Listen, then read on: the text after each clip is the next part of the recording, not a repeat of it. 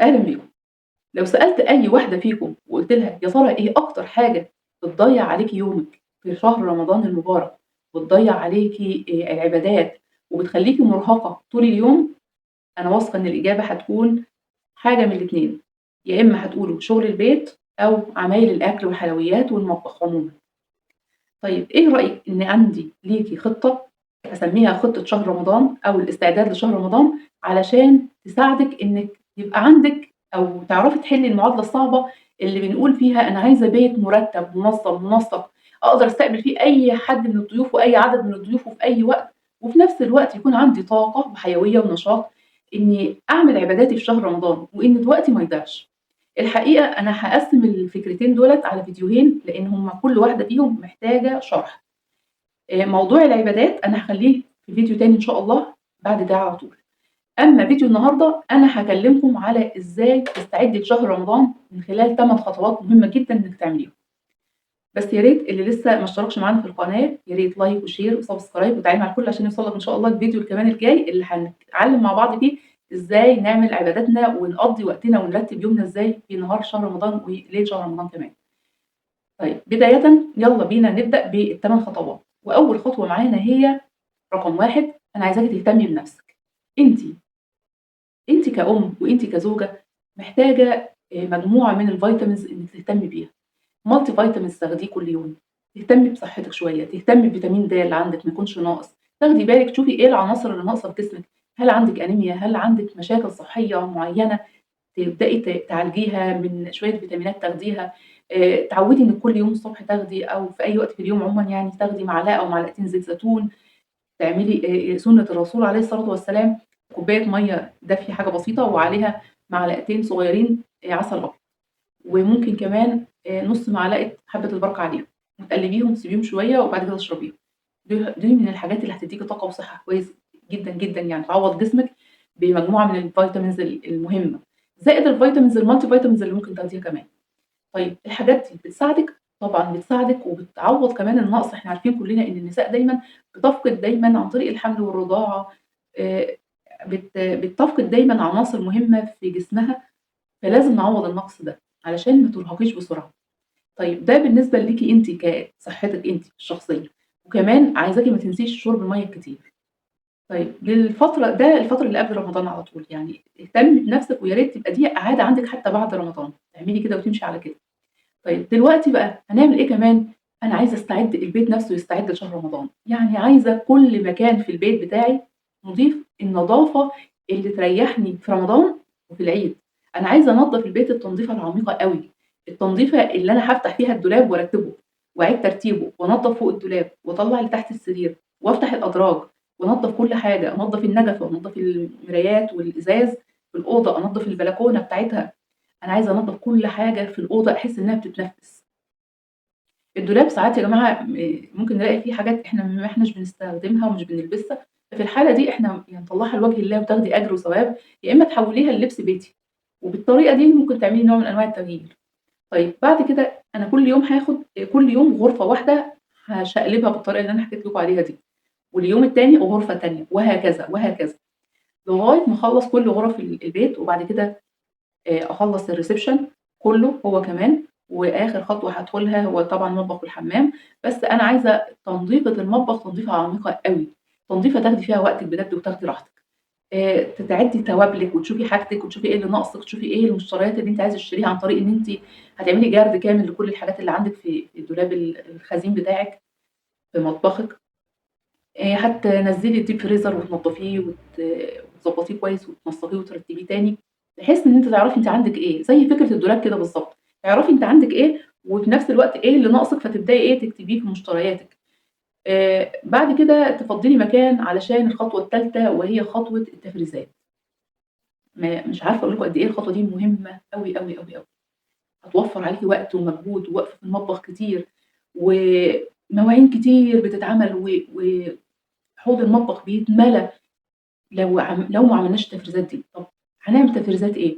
هنعمل عايزة أقول لكم على سر من الأسرار اللي أنا ساعات لمّا بانزنق أوي في الوقت باعملها. إيه هي السر ده؟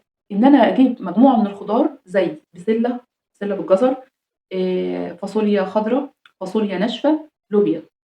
ال4 أصناف دُولة باجيبهم وباطبخهم كلّهم، باطبخهم طبيخ كامل بصلصة بالمرقة بتاعتهم بكل حاجة. بعد ما باطبخهم واسيبهم يهدوا خالص، بابدأ أكيّسهم. باكيّسهم بشكل كويس واحطهم في الفريزر، وكل ما أحتاج حاجة فيهم بانزّلها. تخيّلوا كده حجم الوقت اللي أنا أخدته في عمايلهم، أنا كإني باطبخ طبخة واحدة، لإن أنا باعمل المجموعة كلّها في وقت واحد. لكن وقت بقى ما بانزّلهم واحد، واحد شوفوا بيريحوني قد إيه، الحمد لله فعلًا كانت فكرة هايلة جدًا. ومانيش باعمل كميات كبيرة جدًا، جدًا لدرجة إنها تقعد لي شهر، لأ مش للدرجة دي يعني. يعني أقصى حاجة يعني باعمل خضار أسبوع أو أقصى حاجة أسبوعين، مش أكتر من كده. بس بتمِد معايا، تريّحني جدًا، تخلّي مطبخي رايق أوي. بصراحة الحركة دي ممتازة جدًا، وخاصةً اللي عندهم شغل الستات العاملات، لأ بتنفع معاهم جدًا. يبقى بعد كده اللي أنا هاعمله بعد كده إن أنا هاعمل إيه، هاعمل رز وهاعمل مثلًا اللحوم هاسلقها بس مش أكتر، شوية السلطة والعصير الكلام ده كله وأنا واقفة في المطبخ مش هياخد مني نُص ساعة بعد كده في نهار رمضان. ده بالنسبة لخطوة التفريزات. حاولوا تخلّوا دايمًا اللحوم متبّلة وجاهزة على عدد أفراد الأسرة وتنزل على اليوم. يعني اليوم الفلاني هانزّل الفرخة الفلانية عشان دي هتقضّي الأسرة كلّها مثلًا. طيب الفرخة دي متّبلة تتبيلة مشاوي، تتبيلة أو إن أنا هاعملها مثلًا هاسلقها وأحمّرها والحاجات دي كلّها. فكل حاجة والتتبيلات والكلام ده كلّه إن شاء الله اليوتيوب مليان الحاجات دي بصراحة حلو بشكل كويس أوي. لكن المهم تهتموا بالخطوة دي وتنفذوها فعلًا. طيب لغاية كده إحنا قُلنا 3 خطوات، أول خطوة إن أنتِ هتهتمي بنفسِك والمulti vitamins بتاعتِك، هتهتمي بصحتِك وشرب المَيّة والمَيّة بالعسل والحاجات دي كلّها. تاني حاجة قُلنا هننضّف كل غرفة تنضيف عميق جدًا، جدًا. أنا عايزة كل البيت يحس إن هو بيتنفّس كده، من النضافة والريحة الحلوة والترتيب، وإن إحنا شِلنا الكراكيب وشِلنا الحاجات اللي ما لهاش لازمة أو ما لهاش استخدام، اتبرّعنا بيها لوجه الله أو قعدنا استخدامها تاني. طيب، تالت حاجة قُلتها لكم هي التفريزات المهمة جدًا، جدًا في الوقت ده، واللي هتوفّر عليكم وقت ووقفة ومجهود أنتِ أولى بيه. رابع حاجة بقى عايزة أقولها لكم، ما تنسيش لو أنتِ عليكِ أيام إنِّك تصوميها بسرعة في الأيام دي. الوقت ده خلاص، خلاص إحنا قرّبنا على رمضان، فأكيد فلو عليكِ حاجة الحقي صوميها. خامس نقطة معانا وهي المشاوير المهمة. يبقى أنا عندي بعض مشاوير ركّزي كده، عايزة مثلًا حاجة هتعمليه مشوار مصلحة حكومية، هتروحي بنك، هتروحي تغيّري بطاقتِك، تغيّري باسبورِك، تغيّري حاجة وأنتِ مستعجلة عليها فعلًا وأنتِ ممكن تحتاجيها في رمضان، طب ما تروحي تعمليها دلوقتي. إحنا دلوقتي في براح من الوقت معانا.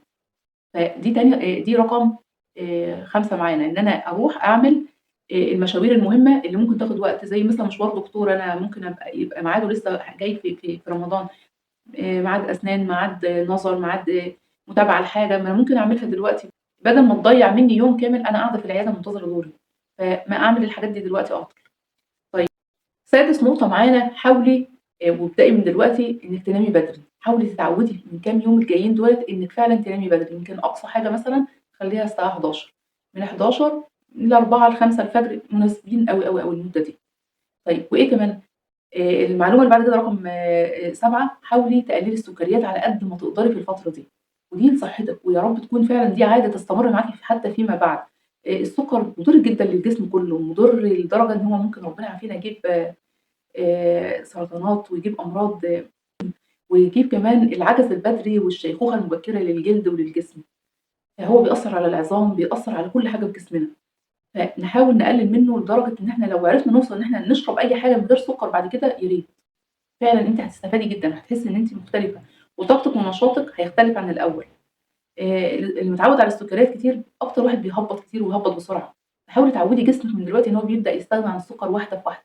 لو بتشربي مشروبِك بكوبايتين بمعلقتين سكر خلّيهم معلقة، خلّي معلقة واحدة، واحدة خلّيها نُص معلقة، شوية خلاص خلّيها بدون خالص. مش تجربة مش صعبة، أنا جرّبتها وما زلت الحمد لله أنا وصلت لمرحلة إن أنا خلاص ما باسكّرش أي مشروباتي. كل مشروباتي عادي سادة عادي، وعلى فكرة أمّا تتعودي على الحركة دي هتحسي إن أنتِ حاسة بالسكر الطبيعي بتاع الحاجة الطبيعية اللي أنتِ بتشربيها دي. آخر نقطة بقى معايا، دخّلي الفرحة على بيتِك. زيّني بيتِك وفرّحي ولادِك وجمّعيهم، وقبل رمضان بيوم أو 2 ابدأوا يالّا علّقوا الزينة وحطّي يعني كل مكان تقدري تزيّنيه في البيت ومعاكِ إمكانية زيّنيها وفرّحي بيتِك وهاتي ولادِك وشغّلوا أغاني رمضان وافرحوا وانبسطوا وهيّصوا وحسّسي قد إيه إن ولادِك إن أنتِ بتستقبلي شهر عظيم، إن أنتِ فرحانة، فالفرحة بتاعتِك تتنقل لهم. وبالتالي هم كمان هيستشعروا فرحة دخول رمضان. اللي ولاده طبعًا في سِن الصيام طبعًا يا ريت يبدأ طبعًا خلاص يصوم، اللي ولاده لسه صغننين يبدأ يتدرّب شوية معانا في الصيام. خلّي البيت يملاه الفرحة والبهجة والسرور. الحمد لله أنتِ كده بيتِك بقى منسّق ونضيف ومُرتّب. بعد كده هتلاقي نفسِك بترتّبي ترتيباتِك من على الوش خالص، مش مُجهدة بقى ومش محتاجة من الفترة العميقة لأ، كل حاجة ما شاء الله في البيت نضيفة ورايقة وجميلة. بيتِك بقى فيه تفريزات. يا دوب تاخدي الحاجة من الفريزر تسيبيها تفُك وتشتغلي في الحاجات البسيطة. هتلاقي بقى عندِك وقت، مش بس وقت، والحمد لله اهتميتِ بصحتِك وخدتِ الMulti vitamins بتاعتِك، فهتلاقي كمان طاقتِك بقت كويسة جدًا، وكمان مهامِك ما بقتش كبيرة زي الأول. هتلاقي عندِك طاقة واستعداد إن شاء الله للحلقة المرّة الجاية اللي هنتكلم فيها عن العبادات. ويا رب أتمنى لكم رمضان سعيد علينا وعليكم إن شاء الله، ويعود علينا وعليكم بالخير. دمتم بخير وسعادة.